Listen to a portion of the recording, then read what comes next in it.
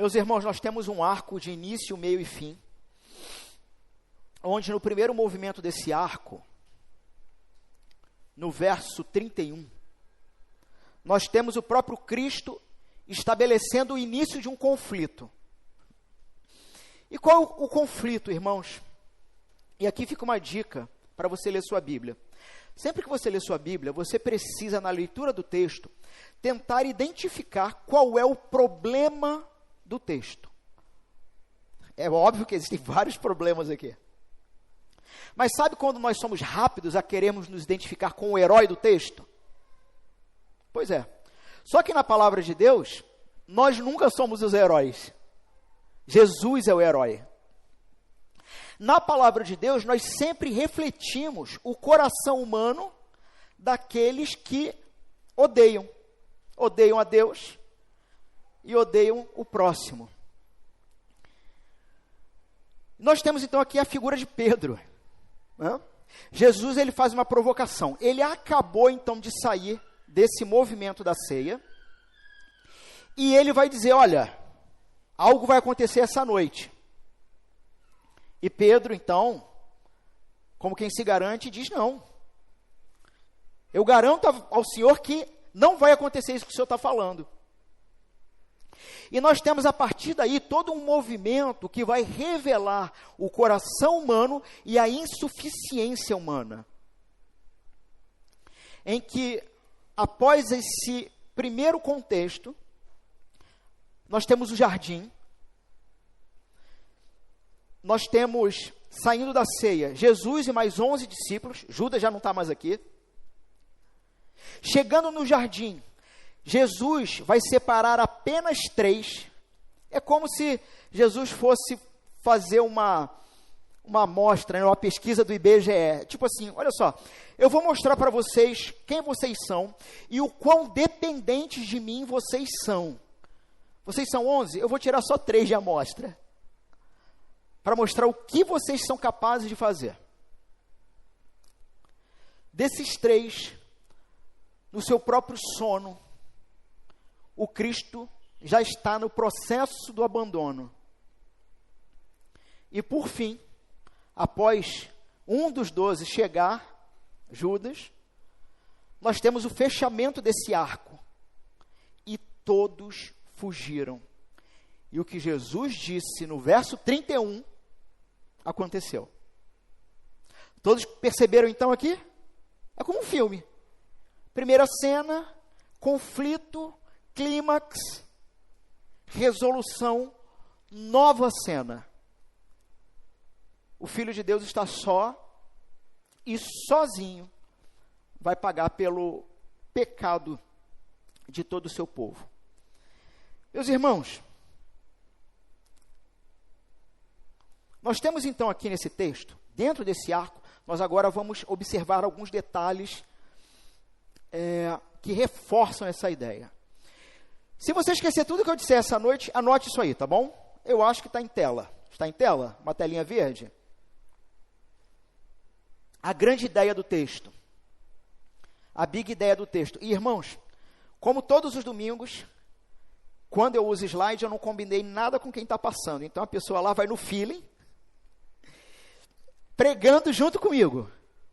E me ajudando visualmente. Né? Principalmente a turma do TDAH, né? Já fica aí alerta com o que aparece aí em tela, tá bom? Então, a grande ideia que vai conectar tudo isso dentro do texto que a gente está explorando é a seguinte: a morte voluntária e soberana de Jesus, predita e cumprida conforme a Escritura, é a base da redenção. E quando você reconhece que não consegue manter as suas promessas, você morre para si mesmo e ressuscita em Cristo, que cumpre tudo que você não consegue cumprir. Então, a morte voluntária e soberana de Jesus, que não foi um acidente, foi planejada antes da fundação do mundo, predita pelos profetas. A morte dele é a base da redenção. E qual é a sua relação com isso?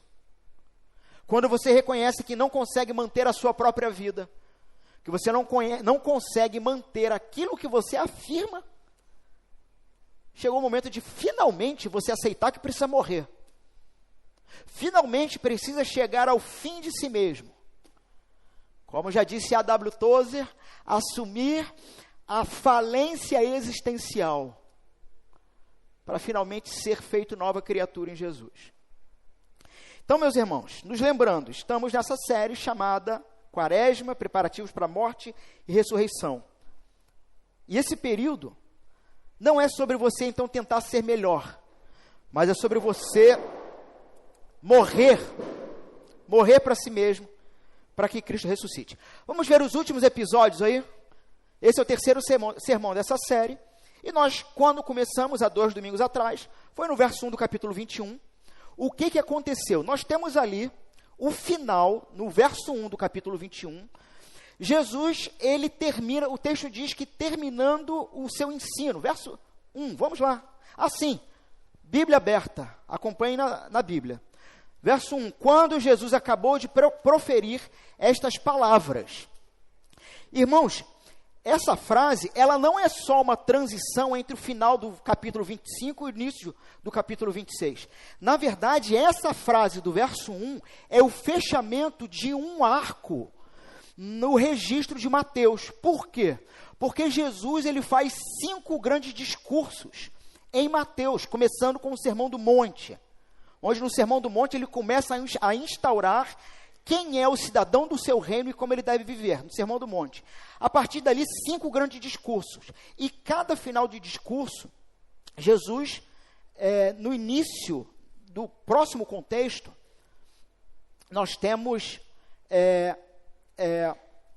uma transição igual. Aqui a transição é diferente. É como quem diz assim, bom, Jesus ensinou na teoria tudo, até o capítulo 25. Agora, do capítulo 26 ao capítulo 28, Jesus vai assumir a prática de tudo que ele ensinou. Até porque aquilo que ele ensinou, a partir do capítulo 5, no Sermão do Monte, até o capítulo 25, o ser humano não consegue cumprir. Então é Jesus dizendo, beleza, agora chegou a minha vez. Vocês entenderam? Só que vocês não conseguem. Eu vou assumir o lugar de vocês. Terminou o seu ensino, e agora nós vamos para a prática. E ali, Jesus anuncia seu sacrifício pascal. Ali, inicia a jornada para a cruz. Bíblia aberta. Do verso 6 ao verso 13, do capítulo 26, nós temos então Jesus, tendo seu corpo agora ungido, preparado para o sepultamento. Nesse contexto, você tem a mulher que honra o mestre com todas as suas economias. Enquanto Judas vende Jesus pelo valor de um escravo ferido. Entramos então na quinta-feira, irmãos.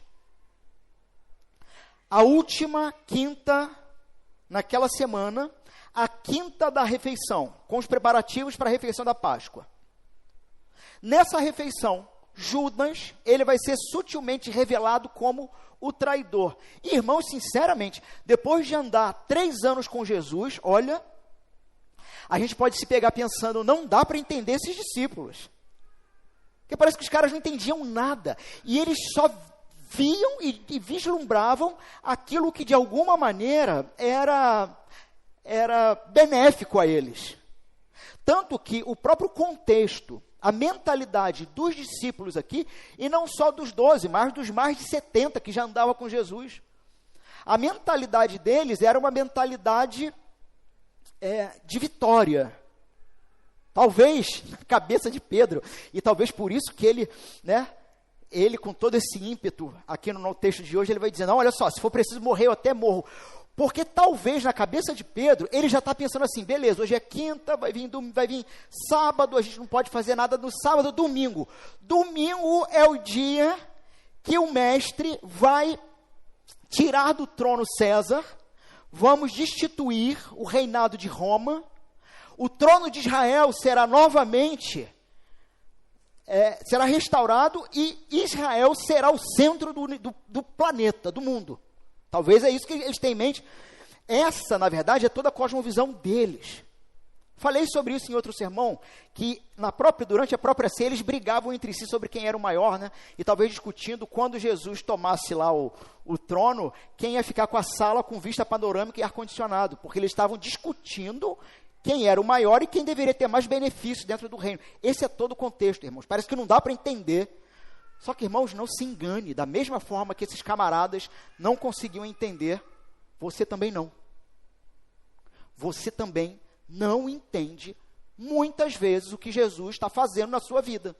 E está propondo a ser feito. É a mesma coisa, irmãos. Não somos tão diferentes assim. Bom, tanto que Judas sai, e João vai dizer lá no Evangelho de João que, quando ele saiu, os discípulos estavam tão autocentrados que pensaram assim, bom, ele é o tesoureiro, deve ter ido comprar mais pão. Ninguém sacou o que estava acontecendo. João, então, vai esclarecer também que Judas, ele saiu antes do novo mandamento.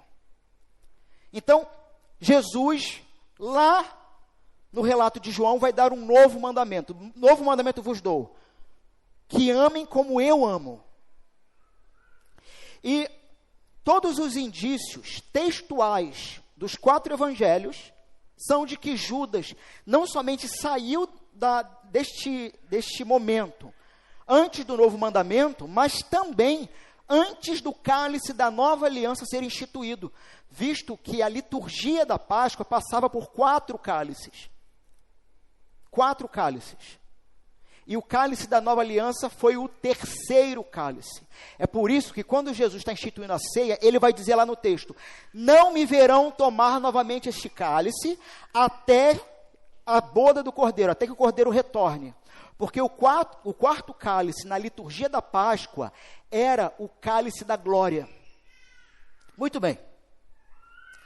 É anunciado então ali o cálice da nova aliança. A nova base de relacionamento com Deus vai ser anunciada. E eu te pergunto, qual é a base do novo relacionamento com Deus? Através do corpo e do sangue do Cordeiro Pascal. Um novo êxodo ali está iniciando, mas não o êxodo da escravidão do Egito, mas o êxodo da escravidão humana, do qual o ser humano está preso à sua própria carne, ao seu próprio desejo, escravo da sua vontade. O homem verdadeiramente livre não é aquele que tem a potencialidade de fazer tudo o que ele quer. Se você só diz sim para tudo o que você quer, você é escravo de si mesmo. O verdadeiro livre é aquele que diz não para o que ele quer. E o cálice da nova aliança garante que agora você pode dizer não. Você não é mais escravo da sua carne pecaminosa. Não somente escravo da carne, que a nova aliança propõe a libertação, mas libertação da escravidão do mundo. De uma sociedade que foi construída por homens e mulheres que odeiam a Deus e que vão construir tudo para benefício próprio e, se preciso for, matando, passando por cima de outros seres humanos. E veja, livres do próprio diabo, é o que a nova aliança propõe. O diabo perde completamente o poder quanto ao povo, aos filhos de Deus, os que estão aliançados com o Senhor. Meus irmãos, é uma coisa assustadora, crente que tem medo do diabo. Já viu? Aquele cristão que ele está andando, aí tem uma macumba na esquina. Aí o cara vai para o outro lado. Eu não sei, vai que sai uma fumaça dali e entranha no meu corpo. Me dá um piripaque. E se esquece que o diabo só tem um poder. De fato. Só tem um poder. O poder da acusação para a morte. Porque Satanás, diante de Deus, olhava, se é que você de fato é convertido, olhava para você antes da conversão e dizia o seguinte: veja, quebrou a sua lei. Se você é justo, você precisa discipliná-lo, puni-lo, matá-lo. Esse é o poder do diabo. Só que o diabo, ele perde o poder na vida do crente. Porque o crente que está na nova aliança, é aquele que passou da morte para a vida em Cristo Jesus. E quando o próprio diabo olha para o crente, ele não tem o que falar. E essa realidade já precisa começar a construir uma nova cosmovisão na sua vida sobre ser cristão, onde ser cristão não tem relação com uma vida de autopunição para tentar expiar os meus pecados, eliminar os meus pecados. Mas, de fato, tem relação com assumir uma identidade nova que é recebida em Cristo, e a partir desta identidade, até mesmo diante de uma acusação do diabo, respondê-lo: eu fui perdoado em nome do Pai, do Filho e do Espírito Santo, através da morte e da ressurreição do meu Senhor e Rei. Você não tem poder algum quanto a mim. Tudo isso que eu falei está no cálice, do qual vamos beber nessa noite. Só que, irmãos, toda aliança possui implicações de fidelidade. É exigida uma determinada fidelidade numa proposta de um pacto, de uma aliança. A pergunta é: como, nessa noite de quinta-feira, aqui no texto, a humanidade vai lidar com essa pressão? E a resposta? Vai falhar. A resposta é essa. Porque parece que o velho homem reluta em morrer. Bom, irmãos, na transição direta entre o verso 30 e 31 do nosso texto, a última ceia se findou. A refeição tinha terminado, a última Páscoa estava completa. Mateus registra que eles cantaram um salmo, muito provavelmente, irmãos, o Salmo 118, depois você lê em casa, o Salmo 118, muito provável, o texto que finalizou a ceia do Senhor, que era a maneira tradicional de terminar a Páscoa. Então, eles partiram para o Monte das Oliveiras. Em todo esse contexto, meus irmãos, somente Jesus compreendia os acontecimentos terríveis que estavam por vir. Jesus e seus discípulos, então, deixam o cenáculo para ir orar em solidão no jardim do Getsêmani. Uma caminhada provavelmente de 30, 35 minutos. Tá? Irmão, o Getsêmani era um jardim com oliveiras. E o nome Getsêmani vem de um termo que significa prensa de azeitona. Muitos comentaristas se perguntam por que Jesus, ao sair do cenáculo da ceia, ele pega os discípulos e leva para o Getsêmani. Bom, não há uma resposta objetiva, mas o fato é que Jesus tinha ainda algumas últimas lições a serem dadas aos seus discípulos. E não é à toa que ele vai pegar os discípulos e vai levar para o lugar onde o termo significa prensa. Talvez você possa estar vivendo o seu próprio Getsêmani, sua própria prensa. O local onde se fazia, então, se extraía, ou essa é a ideia, o azeite. Mas que o cordeiro, que começará a ser prensado aqui, no fim, não vai verter óleo, vai verter sangue. Estamos então aqui no Getsêmani, muito provavelmente um jardim particular, tá? O dono devia ser amigo de Jesus e permitia que Jesus usasse, de vez em quando, para se afastar da atividade da vida, da cidade, momentos de oração ou instruções particulares. Inclusive hoje, meus irmãos, nesse local, ainda há lá um arvoredo de oliveiras, com árvores de mais de 2.000 anos. Essas mesmas árvores, meus irmãos, bem podem ter sido testemunhas mudas do drama daquela noite. E sim, nós estamos no drama, o drama da nossa salvação. Estamos apenas no início da noite escura da graça de Deus. Esses discípulos, então, que deveriam se sentir encorajados e animados, na verdade estavam prestes a se dispersar, enquanto Jesus saía sozinho para enfrentar essa noite sombria. E, meus irmãos, pensem bem, se já havia aproximadamente 3 anos de caminhada de Jesus com os discípulos, esses mesmos discípulos já tinham vivido pelo menos 2 Páscoas antes com o Mestre. Só que essa aqui está diferente. Essa aqui o Mestre está diferente. E ele está falando por enigmas, muito mais do que nas outras Páscoas. Isso deve ter sido desnorteador para os discípulos. Jesus ele estava claramente perturbado no seu espírito pelo que o esperava à frente. Em algum momento, durante essa caminhada até o jardim, então eles saem do cenáculo, estão caminhando, estão indo para o Getsemane. Em algum momento, Jesus ainda teria palavras mais perturbadoras para o resto dos discípulos.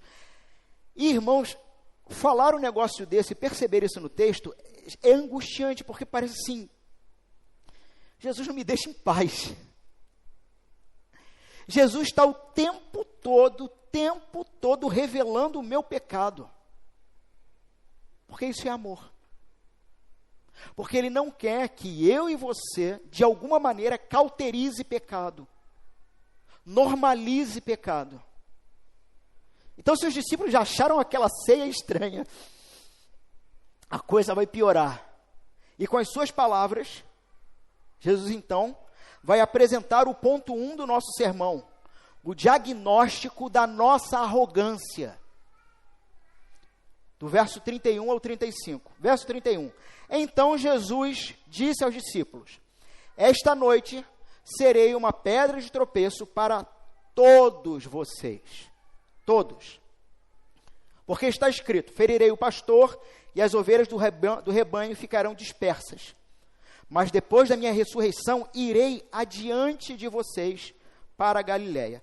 Irmãos, imagine a estranheza então do grupo, tá? Ao ouvir essas palavras. O que nas nossas traduções, acho que na maioria, se não todas, está traduzido pedra de tropeço. Alguém tem uma tradução diferente?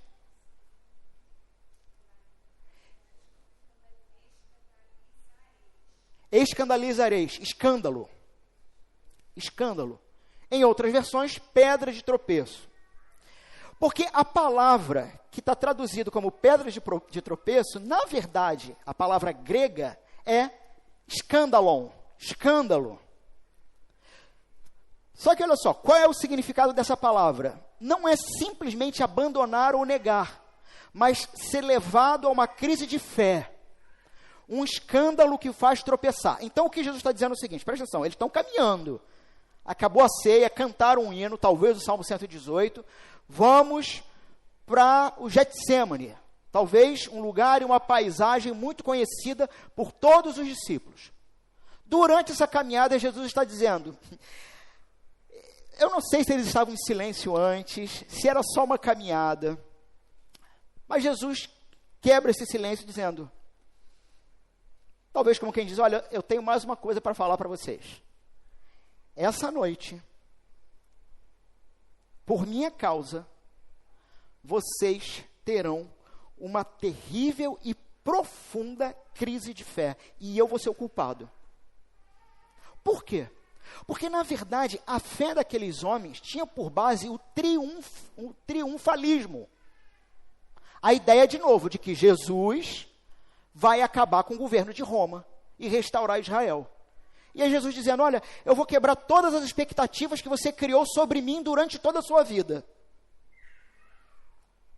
Isso vai te dar uma crise. Isso vai fazer com que você me abandone. Dentro do contexto cultural de Israel, no judaísmo, esse termo, escandalizar-se, no uso desse termo, é uma expressão forte, que indica, sabe o quê? Ruptura com confiança e lealdade. É Jesus dizendo, o que eu estou fazendo para que toda a Escritura se cumpra, porque tem relação com a vontade do Pai, que foi organizado antes da fundação do mundo, tudo isso que eu estou fazendo, e vocês vão começar a ver hoje ainda, fará com que vocês percam a confiança em mim, e deixem de ser leais. É isso que Jesus está falando para eles. É fazer uma pessoa começar a desconfiar e abandonar alguém em quem deveriam obedecer. Então é Jesus dizendo o seguinte: não é simplesmente algo que vai acontecer e vocês vão me abandonar. Eu vou provocar o abandono, porque eu irei só.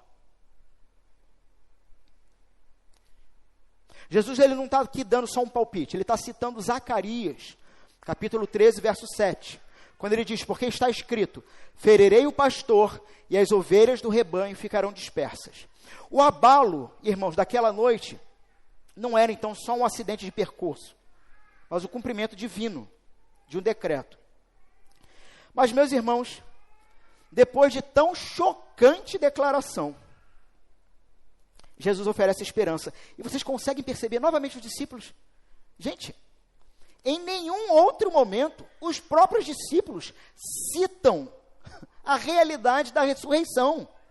É Jesus dizendo: eu vou fazer com que vocês dispersem, me abandonem, não confiem mais em mim. Vocês irão me deixar. Vocês vão fazer isso. Eu falei sobre um traidor lá atrás, vocês nem se ligaram que era Judas. Tudo bem, vocês estão vivendo no seu próprio mundinho. Vocês estão, na verdade, nesse mundo a passeio. Parece que os discípulos ficaram 3 anos passeando com Jesus. Quantas vezes eu já falei para vocês, não estamos neste mundo a passeio, em turismo. Os discípulos parece que estavam. Jesus faz uma declaração chocante e depois diz: mas depois da minha ressurreição, irei adiante de vocês para a Galileia. É Jesus dizendo: não será o fim. Vocês serão dispersos pelo que está prestes a acontecer, mas algo diferente vai acontecer. A dispersão não é o fim da história. Porque, tendo fugido e me abandonado, tendo cumprido o desejo do seu coração, que é autopreservação, preservar a própria vida, após a minha morte, na minha ressurreição, tudo será restaurado e vocês vão ser trazidos de volta. Vocês que se dispersaram, o Pedro que vai voltar para pescar para a vida antiga. A ressurreição de Cristo resolve todos os nossos problemas. A ressurreição de Cristo reúne um povo que era disperso. E mais, ele diz que eu irei adiante. Ele assume agora a dianteira como o bom pastor que vai à frente do rebanho. E convida, então, esse rebanho para estar novamente na Galileia, onde Jesus iniciou seu ministério, lá no capítulo 4, verso 12 em diante. A mesma Galileia, onde ele também chamou os primeiros discípulos. Capítulo 4, verso 18. Mas, meus irmãos, o mais absurdo é o que vai acontecer na sequência. Verso 33. Mas Pedro, grande Pedrão, sujeito impulsivo, sujeito que tem uma capacidade de atrair pessoas para ele, como uma liderança, e influenciar as pessoas nas ações. Esse é o Pedro.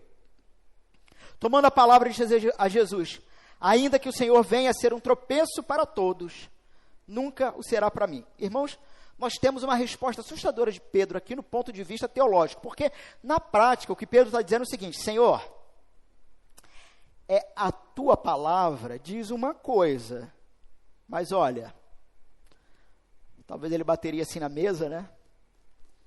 Ou na árvore. O meu coraçãozinho diz outra. E olha, eu confio mais no meu coração. Senhor, eu me conheço.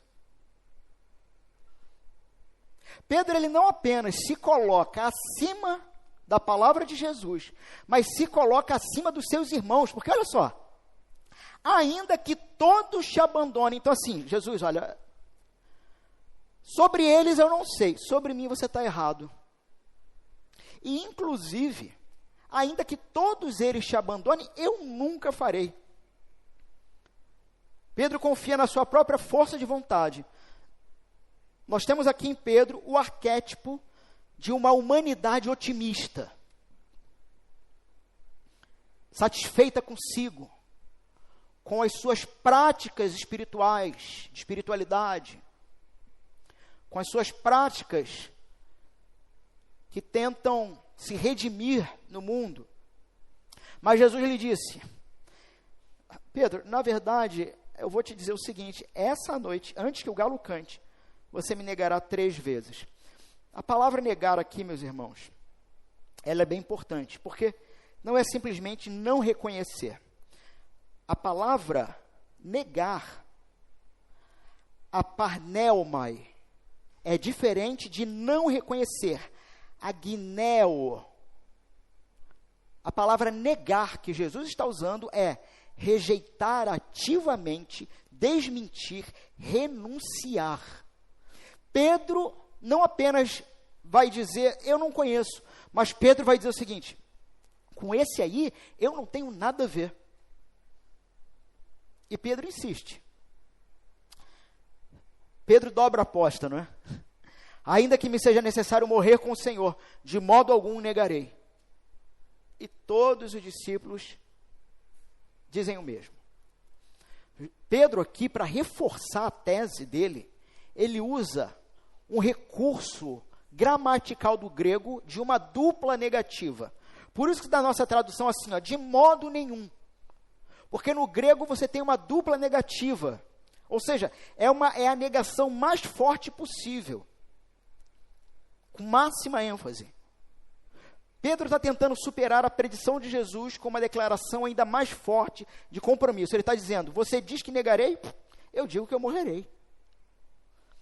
E veja que não é somente Pedro que é o arrogante aqui, ou confiante em si mesmo, mas todos os discípulos participam da mesma ilusão.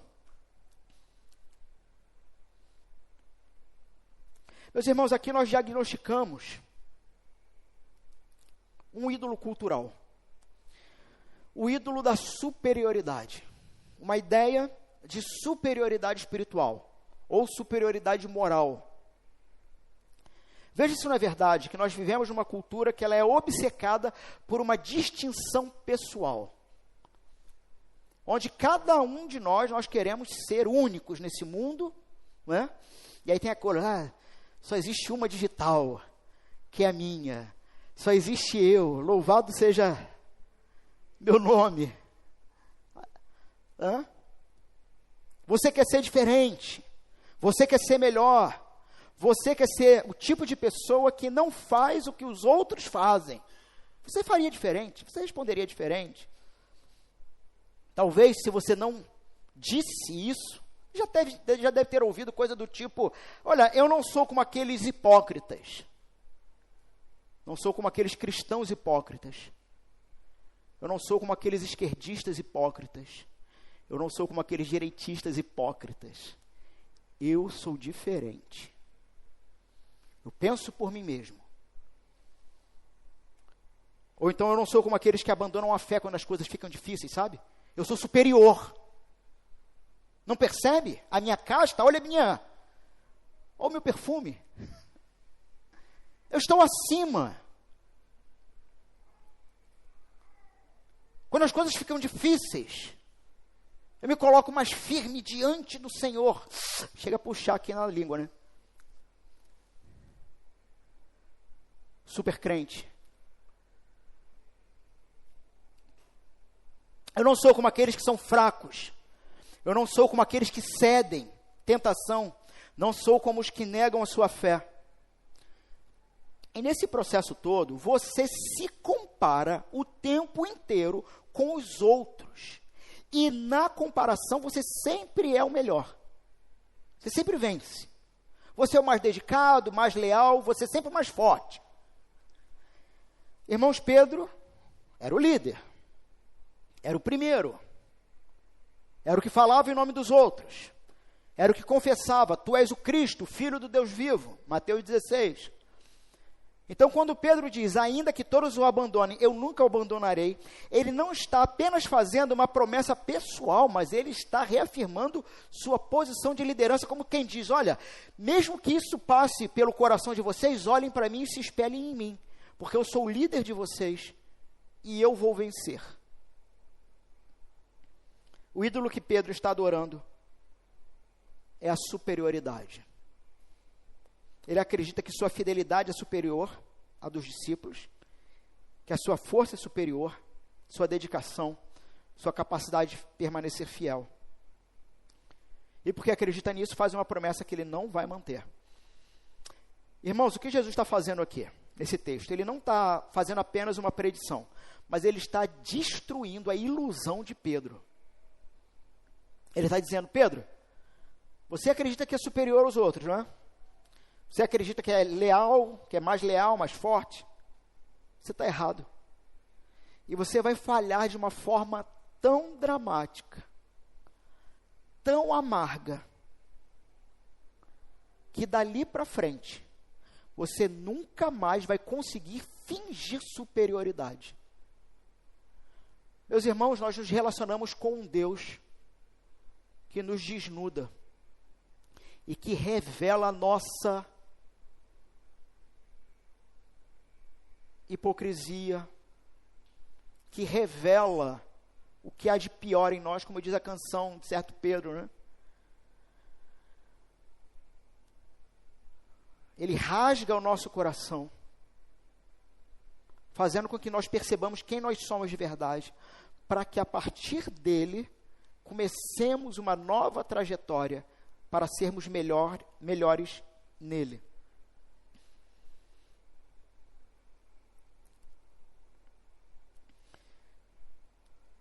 Pedro diz, ainda que eu tenha que morrer, não é? E Jesus diz, você vai negar. Meus irmãos, como se dizer assim, ainda que eu tenha que morrer contigo, como se morrer com Jesus ou por Jesus fosse algum tipo de prova final de fé. Só que o que a gente vai ver no Getsemane é que o cara que está dizendo que morre por Jesus, nem viver com ele vive. Nem vigiar para viver por ele, o cara consegue uma horinha. E esse é você. E sou eu. O presbítero Vitor falou isso no sermão de domingo passado pela manhã. Quantos abrimos a boca para dizer que morreríamos por Cristo? Mentira, você não está nem vivendo. E se você não vive na hora da morte, você vai fugir, você vai negar.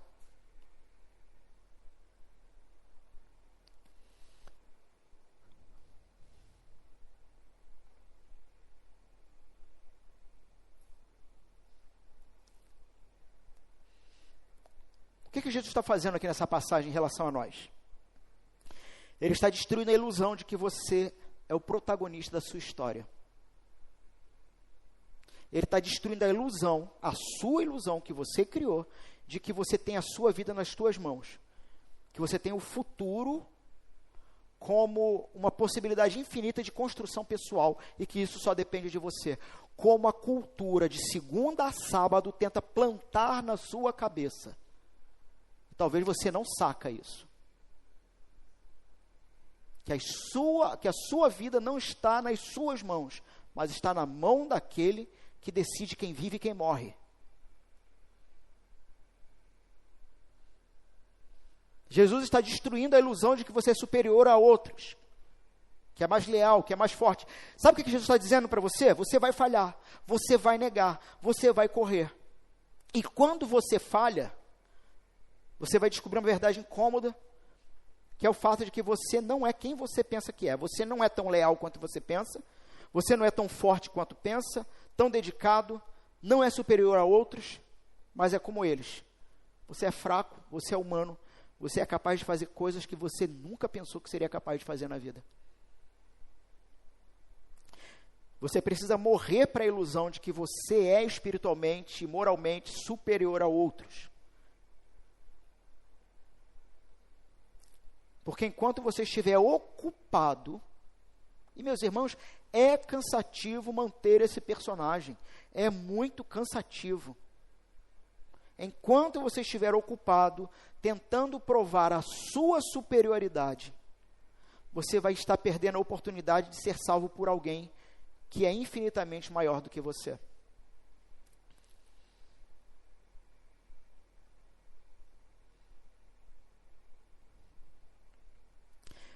Mas aqui nós temos ainda um problema. Os discípulos também não aceitam essa verdade. Não aceitam que vão falhar, não aceitam que são fracos. Então o que eles fazem?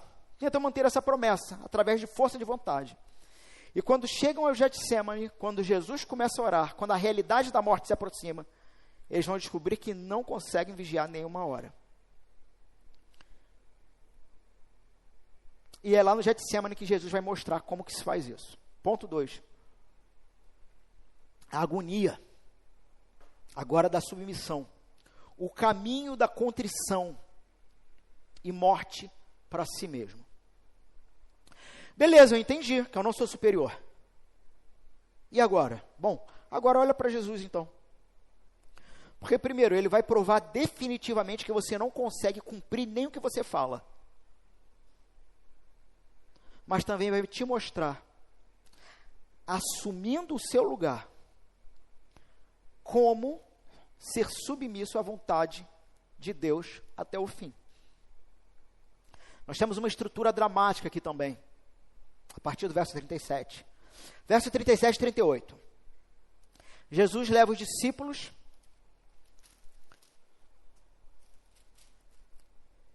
e começa, então, a sentir, a ser tomado de uma angústia, de uma tristeza. A minha alma está profundamente triste, até a morte. Fiquem aqui e vigiem comigo. Jesus escolhe os 3 discípulos, e nós temos aqui uma progressão de tristeza a angústia extrema. Verso 39, Jesus vai orar pela primeira vez. Meu Pai, se for possível, afasta de mim este cálice, contudo que não seja feito o que eu quero, mas sim o que tu queres. Meus irmãos, Jesus ele está entrando, ele já disse sobre essa tristeza profunda. Nós vamos saber pelo registro de Lucas, que Jesus, ele começa a suar sangue, dos seus poros começa a brotar sangue, em todo esse processo de intensa angústia, tensão.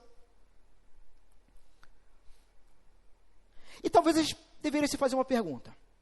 Dentro da história da igreja, existem centenas, talvez milhares, de relatos de mártires cristãos.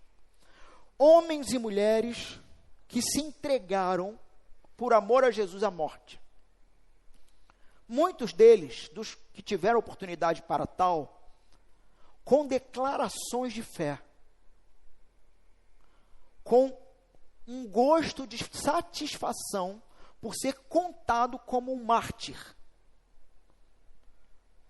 A pergunta é: como é possível aqueles homens e mulheres do passado e até os dias de hoje, Oriente Médio, África e outros lugares, China, Coreia do Norte, Rússia e outros lugares, como homens e mulheres cristãos são capazes de se entregarem com satisfação à morte, e nós temos aqui o próprio Senhor da vida e da morte, em toda essa extrema tensão, onde ele se coloca em oração diante do Pai, fazendo um pedido que numa progressão de submissão, vai se tornar uma aceitação, onde no primeiro pedido é, verso 39, meu Pai, se é possível que passe de mim este cálice, contudo, não seja como eu quero, e sim como tu queres. Se é possível, afasta de mim. Irmãos, a diferença de Jesus para os mártires são pelo menos duas. Eu vou pensar duas para vocês. A primeira tem relação com o Cristo. A segunda vai ter relação com os mártires. O primeiro motivo de toda essa tensão, onde os mártires não experimentaram a mesma tensão, é que sim, Jesus vai ser espancado. Logo, logo. Daqui a algumas horas a esta cena. Vão cuspir na cara dele. Vão bater nele com pedaços de pau. Ele vai passar por uma sessão de tortura e flagelo.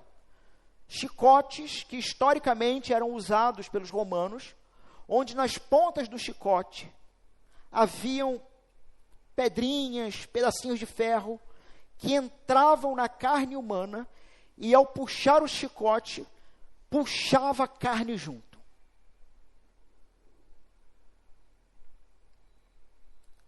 Espancado, cabeça furada, sendo inocente.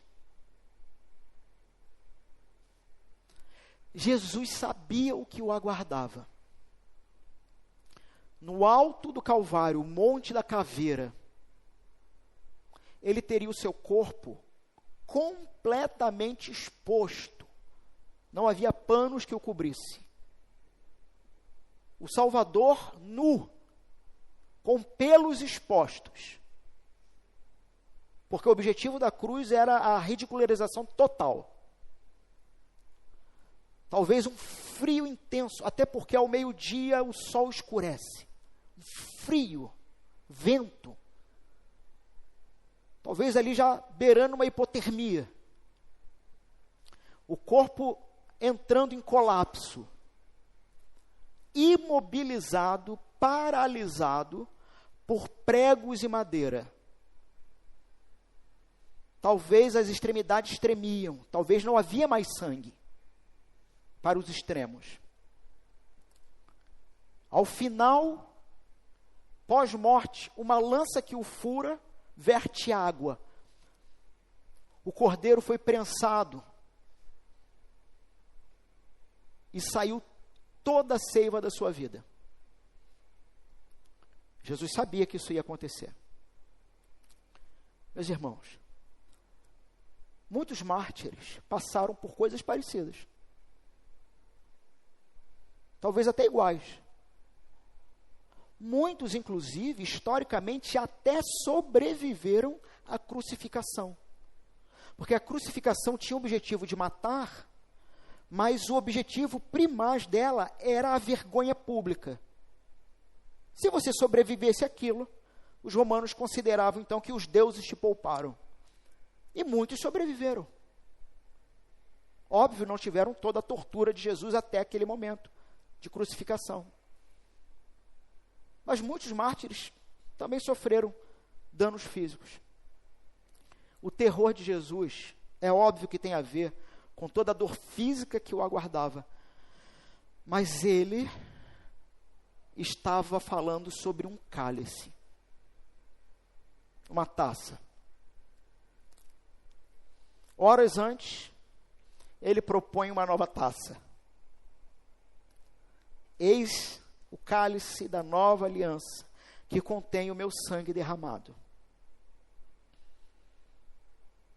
Eu ofereço a vocês esse cálice, esse pacto, um pacto de fidelidade, e mesmo que vocês não possam ser fiéis, eu cumprirei toda a minha parte, e ainda trarei a parte de vocês junto a mim, para os garantir. Só que para isso, o cálice que vocês deveriam tomar, eu vou tomar.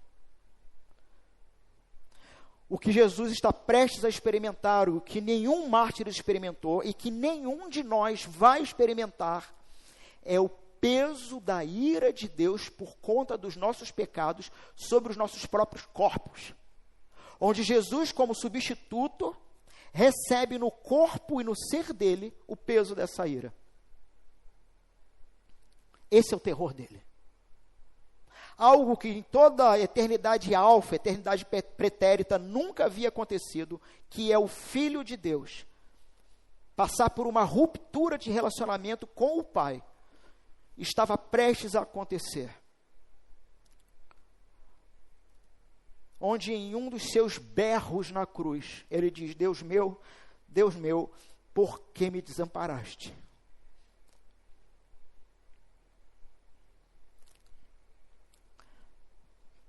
Pai, se possível, passa de mim esse cálice. Pai, se possível, não se afaste de mim, não.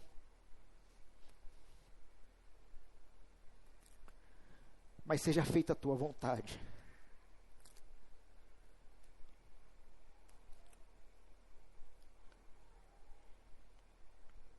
Verso 40. Voltando-se para os discípulos, achou-os dormindo e disse: nem uma hora vocês puderam vigiar comigo? Vigiem e orem. Meus irmãos, Jesus aqui, ele está expressando decepção, porque ele pediu uma coisa muito simples: vigiar por 1 hora. Vigiem por 1 hora comigo.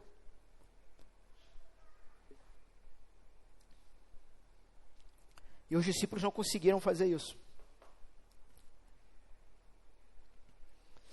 Percebo, irmãos, como que Jesus lida com a falha dos discípulos? Ele não os condena, mas questiona. Jesus não te condena, mas há um questionamento. E esse questionamento de Cristo, pós-morte e ressurreição, para nós que somos povo, é o seguinte: você não precisava. Você não conseguiu dizer não para algo do qual eu já te libertei. Você não precisava. Há uma mistura aqui na fala de Jesus de decepção e compreensão. Porque Jesus sabe que eles são fracos, mas ainda assim, há uma expectativa da parte de Jesus. Tenta. Pastor, eu não consigo, são anos e anos. Tu está tentando? Você está pelo menos tentando? Pastor, eu não consigo ficar acordado no seu sermão. Você está tentando? Você não está conseguindo ficar nem por 1 hora vigiando?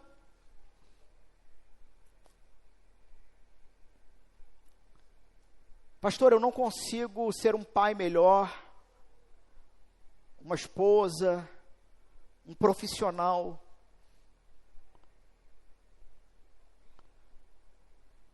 E Jesus, ele não tem o olhar da condenação, mas ele está olhando e dizendo: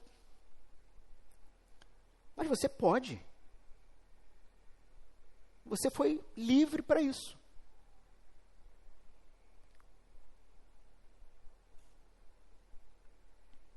Meus irmãos, o Senhor Jesus, no verso 41, então, ele vai dar a solução para o problema.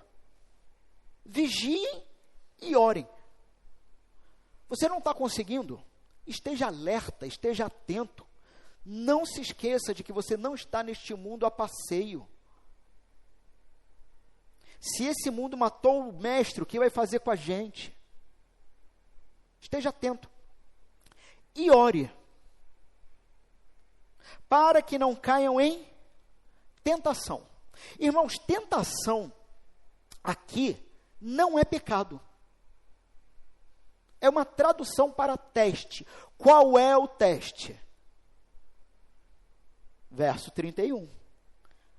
Esta noite mesmo, por minha causa, eu vou fazer algo. Eu estou promovendo algo que fará com que vocês percam a lealdade. E vocês vão passar por esse teste. Meus irmãos, o nosso problema, uma vez que fomos resgatados por Jesus da vida de pecado, fomos tirados disso. O nosso problema, o seu problema não é mais pecado. Bota de uma vez por todas isso na tua cabeça. Você não tem um problema com o pecado, porque o pecado não te condena mais. O pecado não impõe sobre você uma sentença, um juízo de morte eterna, de inferno. Você é crente, bota uma coisa na sua cabeça. O seu problema não é pecado. Eu confesso, irmãos, veja o que eu vou dizer. Vocês podem continuar me procurando para aconselhamento e tudo mais. Mas, meus irmãos, chega uma hora que o coração pastoral, a gente precisa de férias, sabe? Porque cansa.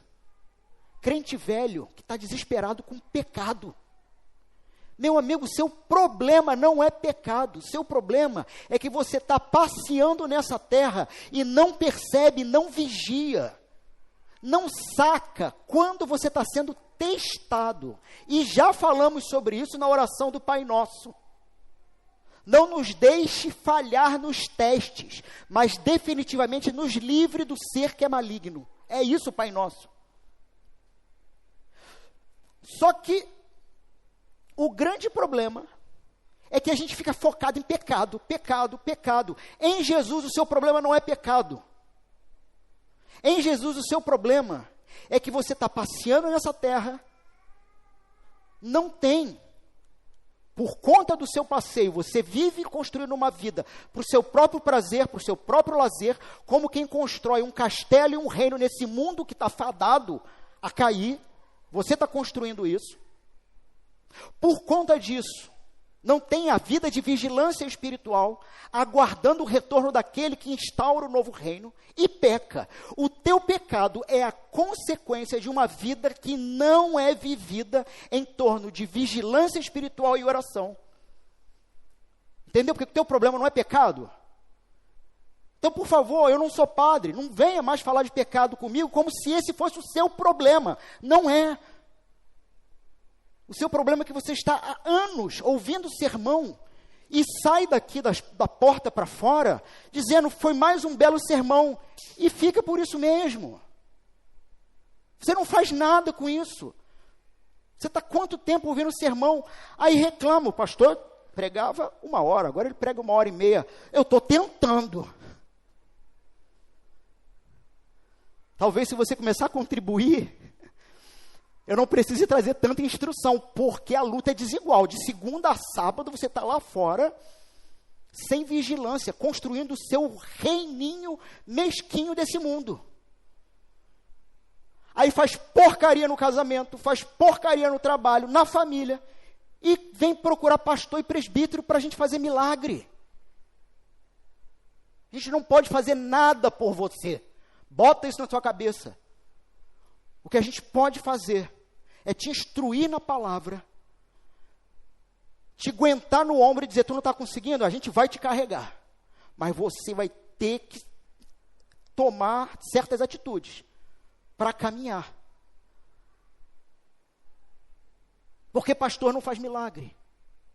Jesus está dizendo, você não consegue andar, você não consegue vigiar 1 horinha, você vai cair no teste, você vai perder. Você não disse que era forte? Pois eu vou te provar que você não é.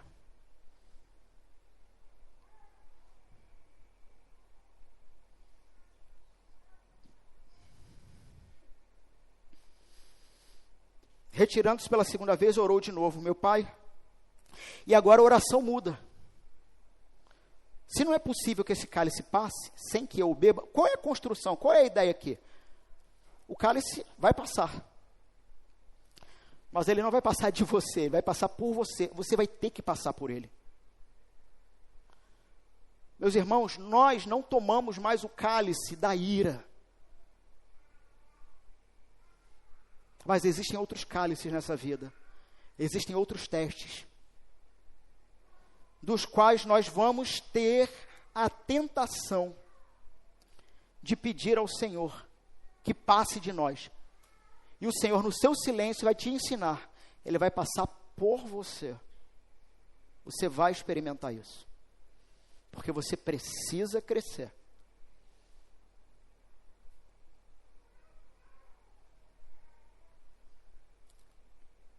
Como que Jesus nos ensina a orar em tempos de sofrimento? A oração de Jesus no Getsemane não é uma oração de negação. Você viu essa oração de negação? Isto não pode estar acontecendo. Deus, isso não pode acontecer. E também não é uma oração de resignação passiva. Como quem diz, bom, não há nada que eu possa fazer, vou ser estoico. Só vou deixar acontecer. Mas a oração de Jesus, antes, é uma oração primeiro de honestidade. Pai, Isso é difícil. Isso que o Senhor quer que eu faça é difícil. É uma oração de petição. Se for possível, passe de mim. É uma oração de submissão. Mas não seja como eu quero, mas como tu queres.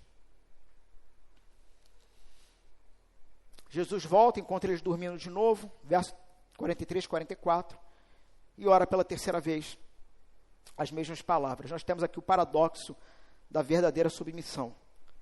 Com honestidade, minha alma está profundamente triste, com a petição, passe de mim se possível, mas uma submissão total, contudo, não como eu quero, mas como tu queres.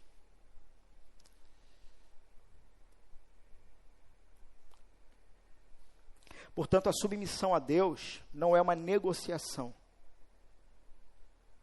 mas é a morte para a sua própria vontade. E por último, nós temos então o abandono consumado, a traição, onde a solidão redentora, vemos a solidão redentora e o significado para a cruz, com o abandono consumado dos versos 47 a 56. Judas chega com o sinal combinado, dá um beijo. Muitos usam essa ideia, esse texto,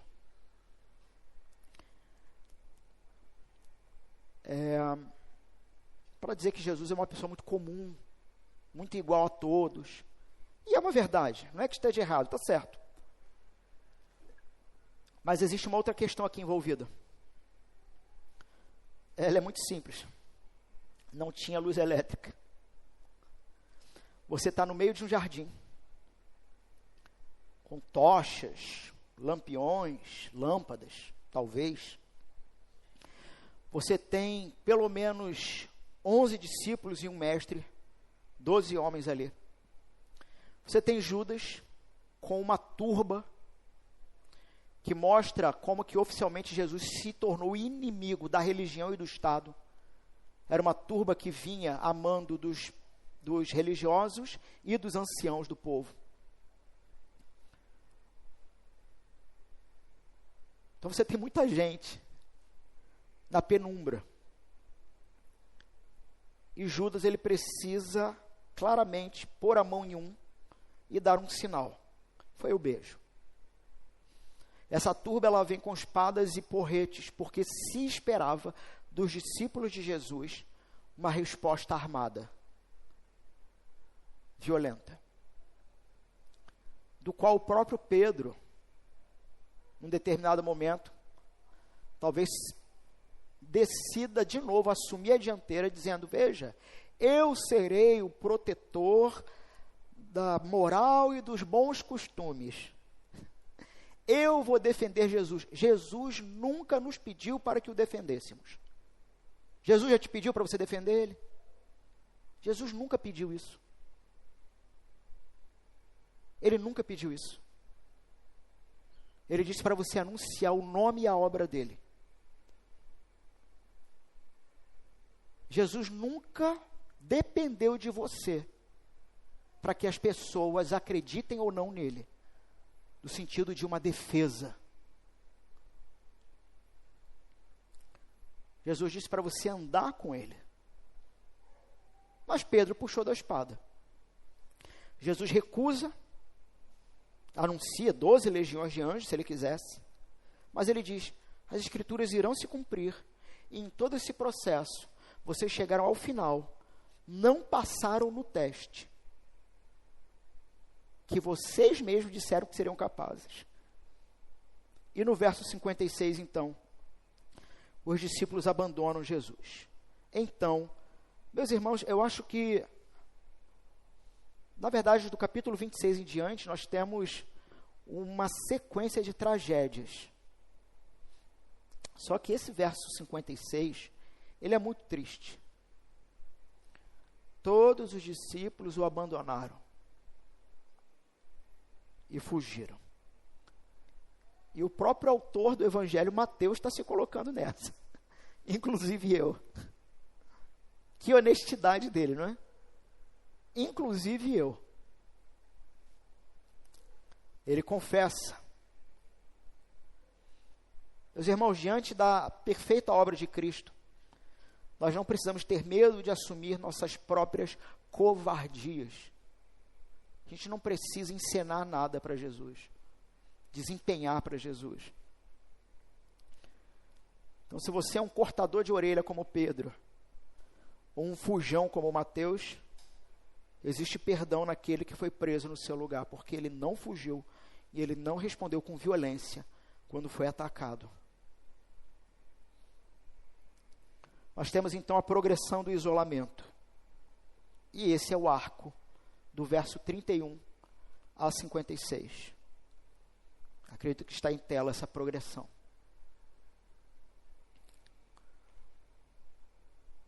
Mas também temos uma dinâmica de inversão de expectativas. Os discípulos apresentaram uma promessa humana.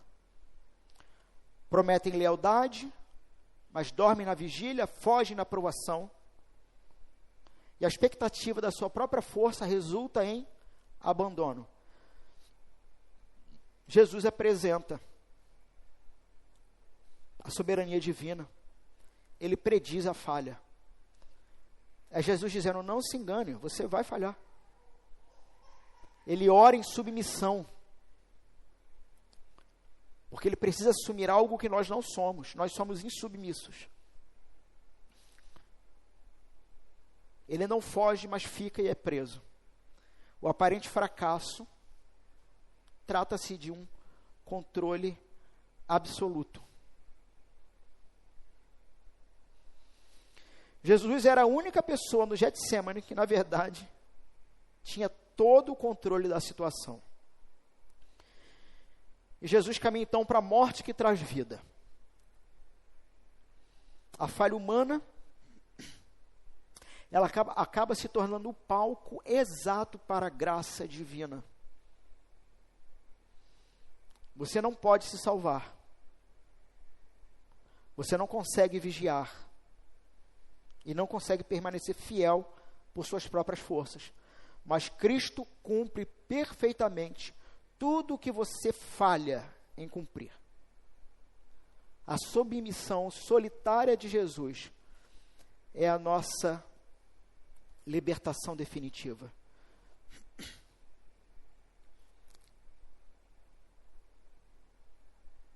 Você não pode se salvar.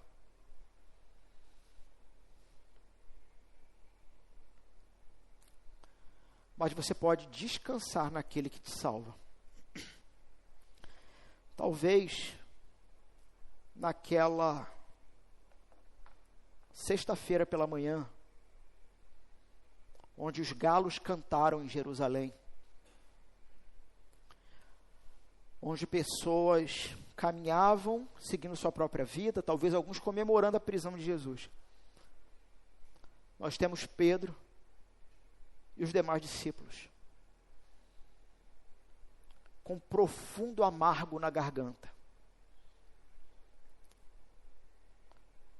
Mas haverá o domingo de Páscoa. Haverá uma ressurreição que vai restaurar toda a miséria humana e realmente fazer com que tudo seja redimido a partir de Jesus. Amém.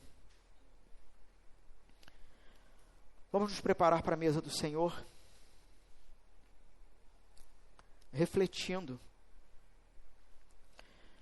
se para Pedro o anúncio de um galo que cantaria era um lembrete da sua insuficiência, a mesa de Jesus é o nosso anúncio. Mas diferente de Pedro, é um anúncio de que em Cristo fomos feitos suficientes e que Ele nos chama a participarmos da vida, da morte e da nova vida a partir dele.